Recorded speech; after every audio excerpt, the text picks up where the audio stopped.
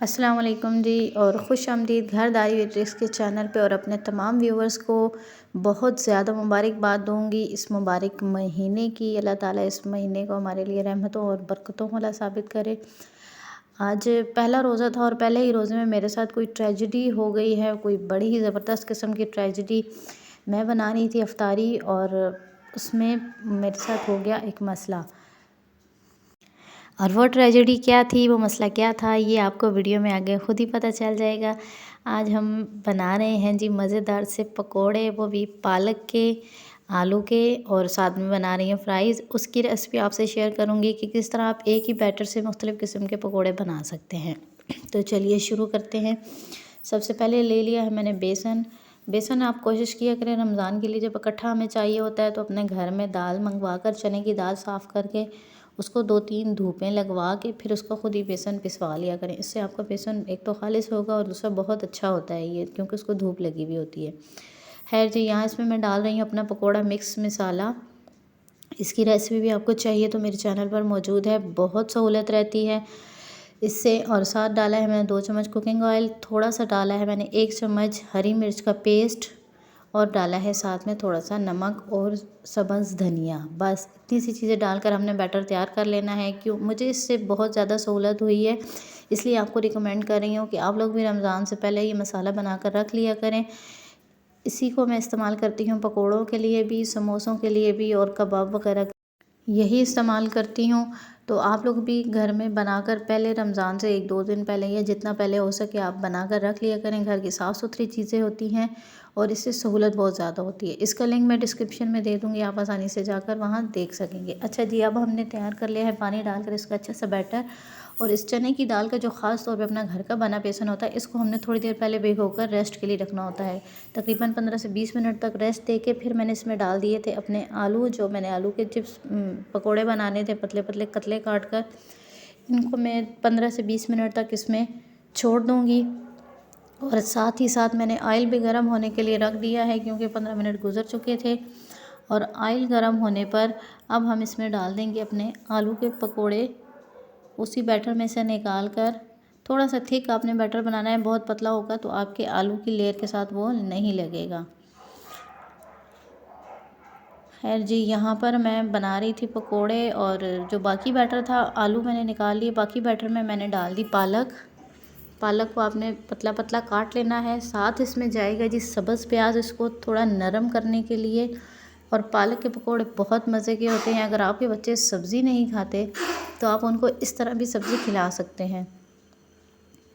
साथ जाएगा जी हरा धनिया, और उसी बैटर में हम इसको अच्छा सा कर लेंगे मिक्स। आप किस इलाके से मुझे देख रहे हैं, क्या आपके इलाके में भी गैस का कोई इशू चल रहा है? हमारी तरफ तो गैस का बहुत ज़्यादा इशू चल रहा है। अभी पहले ही रोज़ा था और मैं इफ्तारी बना रही थी तो मेरी जो गैस है वो कम होना शुरू हो गई। बहुत ज़्यादा मसला होता है, दिन को अक्सर होती ही नहीं है। ख़ास तौर पे उन बच्चों के लिए या उन माओं के लिए बहुत प्रॉब्लम हो जाता है जो छोटे बच्चे होते हैं, दिन को उनके लिए कुछ ना कुछ बनाना पड़ता है। तो बहुत ज़्यादा मसला हो गया था आज दिन को भी। खैर जी, अभी यहाँ पर ये देखें, बस गैस बहुत कम आ रही थी, हल्का से इनका ब्राउन कलर हुआ था और मैंने इनकी साइड चेंज कर ली। मैंने कहा अब अफ्तारी का टाइम हो रहा है तो इनको फटाफट तैयार भी करना है।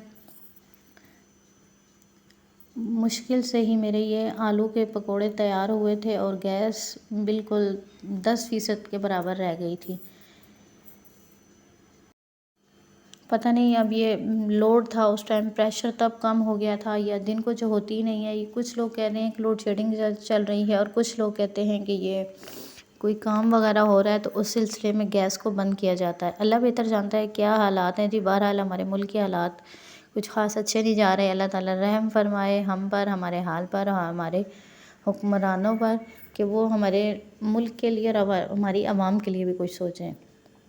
गैस कम होते होते बिल्कुल थोड़ी सी रह गई थी और मेरे पकोड़े यहाँ पर उन्होंने ठंडा होना शुरू कर दिया था ऑयल ने। तो मैंने क्या किया जी, इसके नीचे ही छोटी छोटी सी फटियाँ मैंने फटाफट से ढूंढी हैं और फिर वही मैंने इसके नीचे जला दी। क्योंकि ऑयल आपका जब ज़रा सा भी ठंडा हो जाए, आंच आपकी हल्की हो जाए ना, तो फिर पकोड़े ऑयल पीना शुरू कर देते हैं।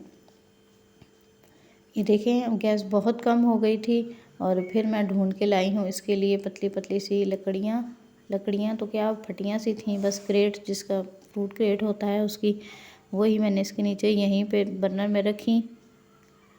और इस तरह से मैंने बड़ी ही मुश्किल से अपनी अफ्तारी तैयार की और ऐन अफ्तारी का वक्त हो चुका था जब मेरे पकोड़े मुकम्मल हुए। खैर जी, जैसे तैसे करके मेरे ये पकोड़े भी निकल चुके थे और थोड़ा सा ही टाइम बचा था। फिर मैंने फ़्राइज़ भी बनाने थे बच्चों के लिए। उसी बेसन में जो थोड़ा सा बेसन बचा था उसी में मैंने पतले पतले आलू काट कर डाल दिए। अगर आपके पास वो पहले वाला बैटर ना हो तो थोड़ा सा नमक, थोड़ी सी काली मिर्च और खुश्क बेसन जो होता है वो आपने इसके ऊपर थोड़ा सा डाल देना है और अच्छा सा मिक्स करके हमने फ़्राइज़ को फ्राई कर लेना है, डीप फ्राई। और इससे आपके फ़्राइज़ जो होते हैं ऊपर थोड़ा सा आप कॉर्नफ्लोर डाल दें या थोड़ा सा बेसन डाल दें, इससे आपके फ़्राइज़ जो हैं वो ढीले नहीं पड़ते हैं और वो एक्स्ट्रा क्रिस्पी बन जाते हैं। ये हो गया जी हमारा प्लेटर तैयार अल्हम्दुलिल्लाह। बड़ी मुश्किल से आज की अफ्तारी बनी थी। आपकी तरफ गैस के क्या हालात चल रहे हैं कमेंट बॉक्स में ज़रूर बताइएगा। रेसिपी अच्छी लगे तो लाइक करके शेयर कर दीजिएगा। चैनल पर नए हैं तो सब्सक्राइब कर दी और साथ बेल आइकन को प्रेस कर दें ताकि अगली आने वाली स्टोरीज़ शहर व अफ्तार के जो हैं वो भी मैं आपके साथ अच्छी अच्छी रेसिपीज़ के साथ शेयर कर दूँ। इसके अलावा फ़ेसबुक इंस्टाग्राम से अगर आप देख रहे हैं तो फॉलो कर दें और मुझे दीजिए इजाज़त। अल्लाह हाफ़िज़।